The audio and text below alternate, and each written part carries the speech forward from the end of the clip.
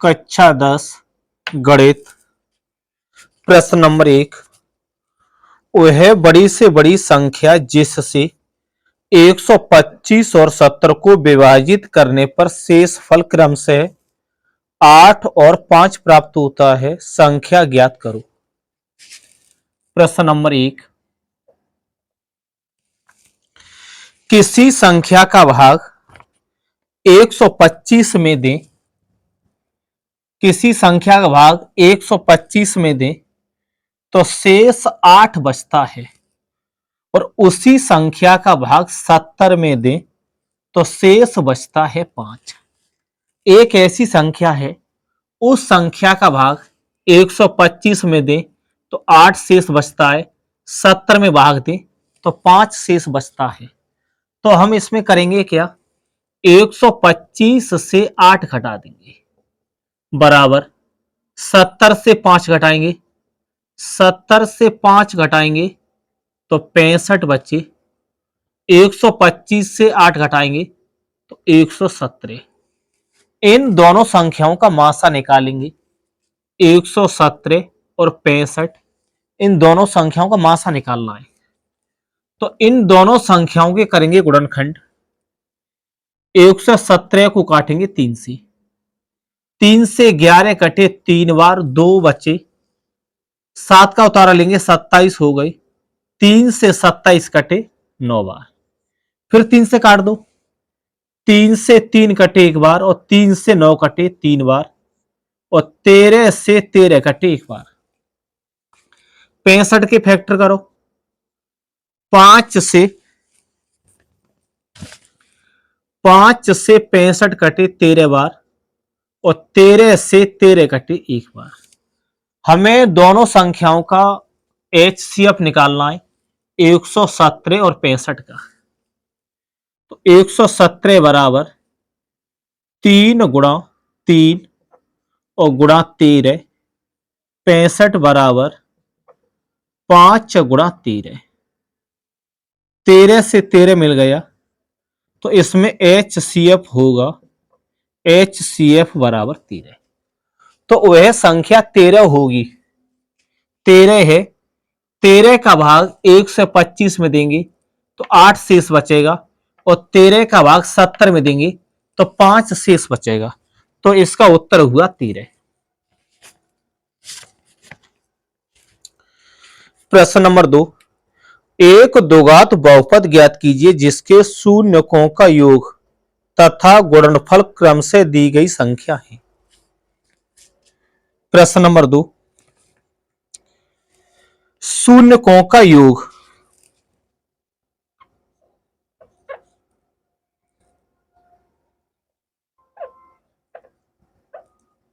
शून्यकों का योग, योग दिया है -3, और शून्यकों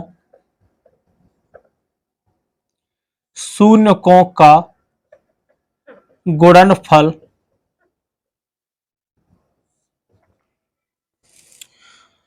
शून्यकों का गुणनफल है 2।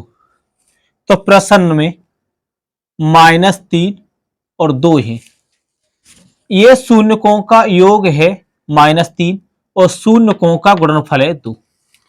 तो हमें इसमें द्विघात समीकरण बनाना है।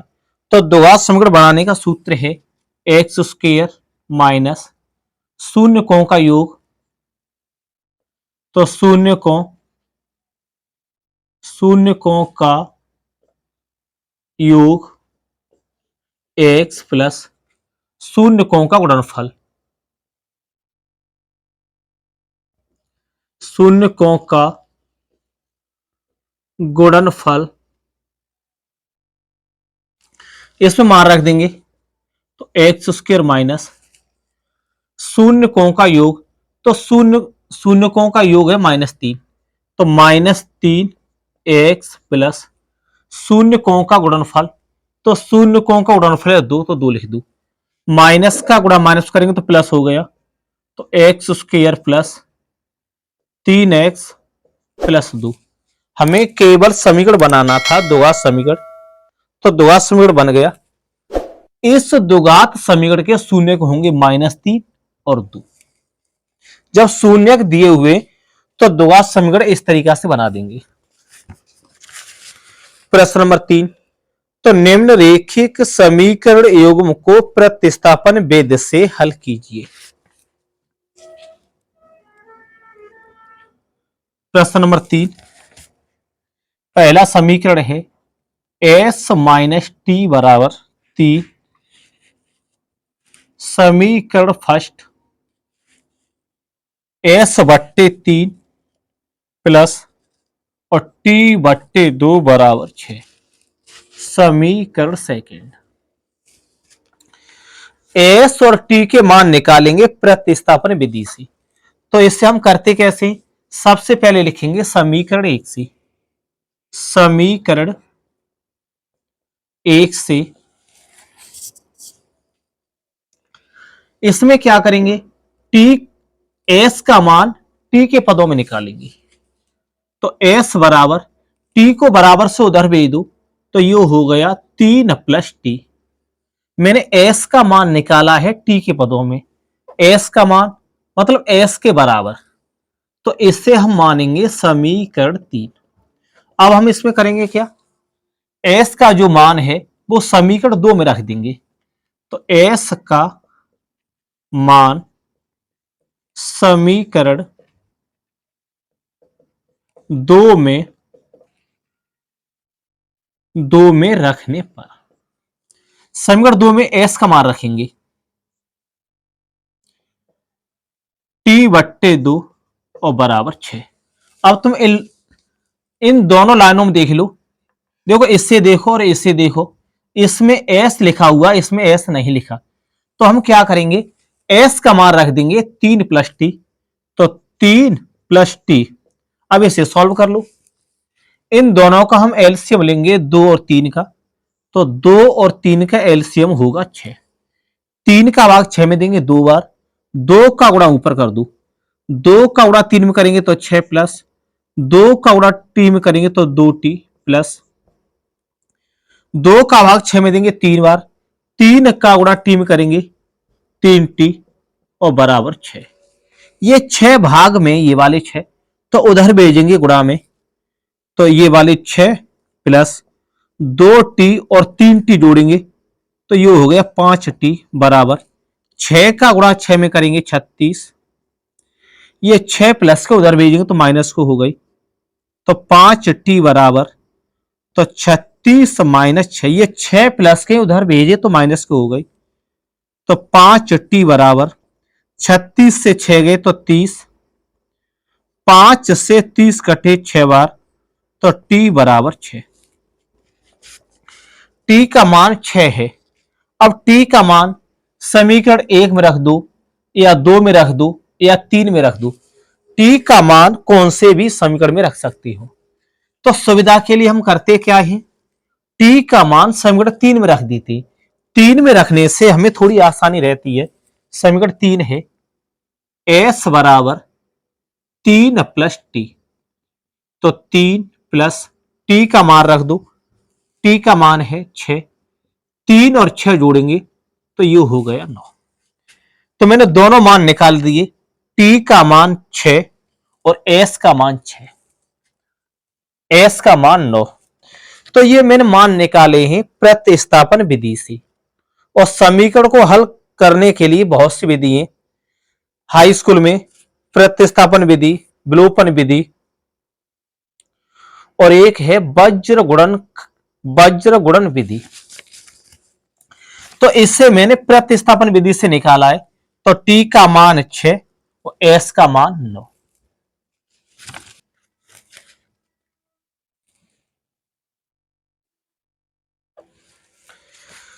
प्रश्न नंबर 4, एक द्विघात समीकरण दिया है k-1 और x² प्लस और ब्रैकेट में 2k + 1 और x माइनस 9 + k और बराबर 0। प्रश्न में यह द्विघात समीकरण दिया है और हमें मान निकालना है k का। और इसमें एक शर्त दे रखी है, मूलों का गुणनफल और मूलों का योगफल ये दोनों बराबर हैं। मूलों का योगफल और मूलों का गुणनफल ये दोनों बराबर हैं। तो मूलों का योगफल और गुणनफल कैसे निकालते हैं? मूलों का योगफल और एक निकालेंगे मूलों का गुणनफल। मूलों का जो गुणनफल होता है वो होता है अचर पद, अचर पद और बट्टे में एक्स स्क्वायर का गुणांक। मूलों का गुणनफल होता है अचर पद बट्टे में एक्स स्क्वायर का गुणांक और मूलों का योगफल होता है माइनस एक्स का गुणांक और बट्टे में एक्स स्क्वायर का गुणांक। मूलों का योगफल बराबर माइनस एक्स का गुणांक बट्टे में एक्स स्क्वायर का गुणांक। मूलों का गुणनफल बराबर अचर पद बट्टे में एक्स स्क्वायर का गुणांक। एक्स का गुणांक है, जो एक्स के आगे लिखा है वो एक्स का गुणांक है, तो माइनस एक्स का गुणांक है 2 प्लस 1 और बट्टे में एक्स स्क्वायर का गुणांक, एक्स स्क्वायर का गुणांक है के माइनस 1। मूलों का गुणनफल तो इसे लिखो अचर पद, तो अचर पद है माइनस 9 प्लस के और एक्स स्क्वायर का गुणांक, तो एक्स स्क्वायर का गुणांक है के माइनस 1। प्रश्न में दिया है मूलों का गुणनफल और मूलों का योगफल ये दोनों बराबर हैं, तो इन दोनों को हम बराबर में लिख देंगे, तो माइनस 2 प्लस 1 और बट्टे में के माइनस 1 बराबर माइनस 9 प्लस के और बट्टे में के माइनस 1। हर से हर काट देंगे, हर में लिखा हुआ के माइनस 1 और यहां पर भी लिखा हुआ के माइनस 1, तो के माइनस 1 से हम के माइनस 1 काट देंगे, माइनस से माइनस काट देंगे, कितना बचा 2 प्लस 1 बराबर 9 प्लस के। हमें के का मान निकालना है, तो 2 माइनस के इधर ले आए 9, ये 1 प्लस का है, 1 उधर भेजेंगे तो माइनस का हो गया, 2 से के निकालेंगे तो के और बराबर 8। हमें के का मान निकालना था,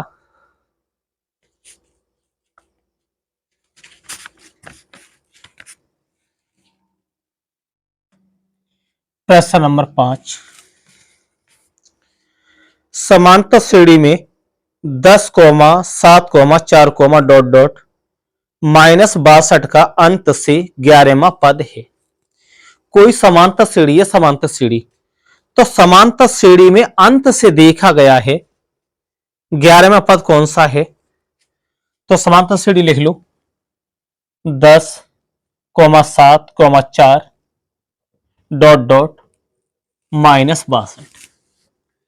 तो पीछे से 11वां पद हमें ज्ञात करना है। पहला पद है 10, तो पहले पद को दर्शाएंगे ए से, सारवंतर निकालेंगे, तो सारवंतर जब हम निकालते हैं तो क्या करते हैं, दूसरे पद से पहला पद घटा देंगे, तो 7 माइनस 10 और बराबर माइनस के 3। अंतिम पद को दर्शाते हैं एल से, तो एल है माइनस के 62। हमें समांतर श्रेणी का 11वां पद ज्ञात करना है, तो सूत्र है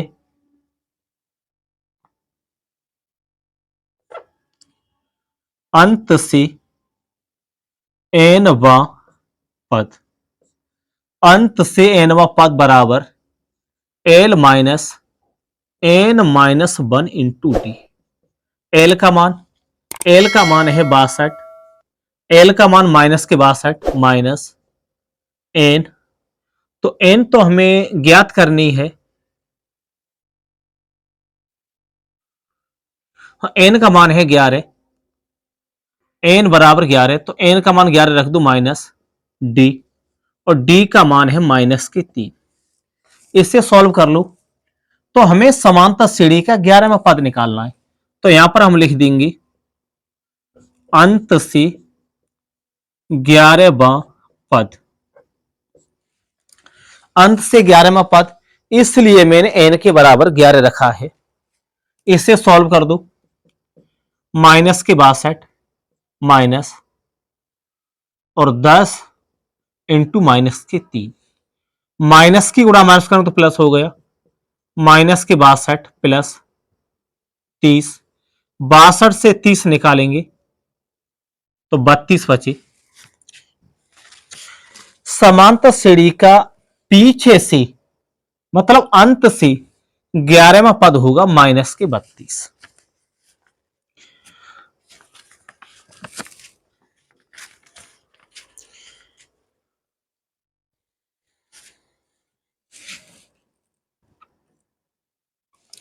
प्रश्न नंबर 6, प्रश्न नंबर 6 में एक त्रिभुज के आधार की लंबाई 14 सेंटीमीटर एवं ऊंचाई 7 सेंटीमीटर है। त्रिभुज का क्षेत्रफल ज्ञात कीजिए। इसमें चित्र दिया है,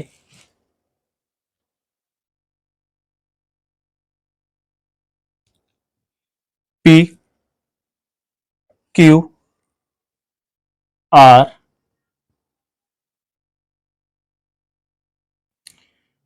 एम, इसकी जो ऊंचाई है 7 सेंटीमीटर है, आधार है 14 सेंटीमीटर। तो इस त्रिभुज का हमें क्षेत्रफल ज्ञात करना है। तो लिखें त्रिभुज पी क्यू आर का क्षेत्रफल बराबर 1/2, ये सूत्र है 1/2 आधार,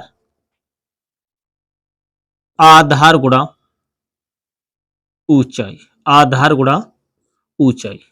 तो 1/2 आधार है, इसमें ये जो रेखा ये वाली आधार है, आधार 14 गुणा ऊंचाई है 7, 2 से 14 इकट्ठे 7 बार, 7 का गुणा 7 में करेंगे तो 49, तो इसका क्षेत्रफल होगा 49 सेंटीमीटर स्क्वायर।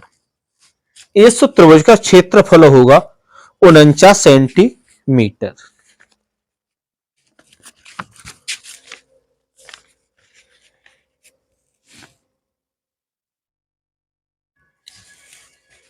प्रश्न नंबर 7, यदि ए और बी क्रम से है, ए के जो निर्देशांक है -2, -2 और बी के जो निर्देशांक 2, -4 हो, तो बिंदु P के निर्देशांक ज्ञात कीजिए। ताकि एक रेखा बना लो, यहां पर बिंदु E, तो ए के निर्देशांक -2, -2 और बी के जो निर्देशांक हैं 2, -4। इस रेखा पर स्थित एक बिंदु P है, तो यहां पर A और B, और इसी रेखा पर स्थित P है, तो P का तो हमें पता नहीं है कि बीच में है, इस साइड है कि इस साइड है, तो चलो हम यहां पर बना दे रहे P। और प्रश्न में दिया हुआ है तो AP बराबर 3/7, 3/7 AB, तो मैं AB को लिख सकता हूं AB बराबर, तो इस रेखा के दो टुकड़ा हैं, एक है AP और एक है PB, तो AP और प्लस PB, तो AP बराबर 3/7, AB के बराबर लिखेंगे, AB के बराबर लिखेंगे AP प्लस और PB। 7 भाग में तो इधर आएंगे गुणा में, तो 7AP, 3 की इसमें गुणा कर दो, 3AP प्लस 3PB। AP इधर लाओ तो 7AP माइनस 3AP बराबर 3 और PB। घटा दो इसे, 7 से 3 निकालेंगे 4 बचे, 4AP बराबर 3PB। तो PB को तो हम इस साइड ले आएंगे बट्टे में, और 4 को लेके आएंगे इधर, तो ये बनेगा AP और बट्टे में तो PB बराबर, और 3, 4 तो इधर आएंगे बट्टे में, तो ये बन जाएगा AP अनुपात PB बराबर 3:4। तो कहने का मतलब यह है कि 3 और 4 जोड़ेंगे तो 7 हो गई। तो इस रेखा के 7 टुकड़े कर लो, 1 2 3 4, 1 2 3 4 5, 1 2 3 4 5 6, 7वां ये बन गया। तो बी के जो निर्देशांक हैं 2 कोमा माइनस के 4, तो इसका जो अनुपात बन गया 3:4। तो 3 टुकड़े इधर के और 4 टुकड़े इधर के, तो यहां पर P बिंदु बनेगा। पहले 3 लिखा हुआ है तो 3 टुकड़े 1 2 3, बाद में 4 लिखा हुआ है तो इधर 4 टुकड़े 1 2 3 4। तो इस बिंदु के मुझे निर्देशांक निकालने हैं P के निर्देशांक निकालेंगे। इससे हम अनुपात में लिख देंगे M1 का सूत्र में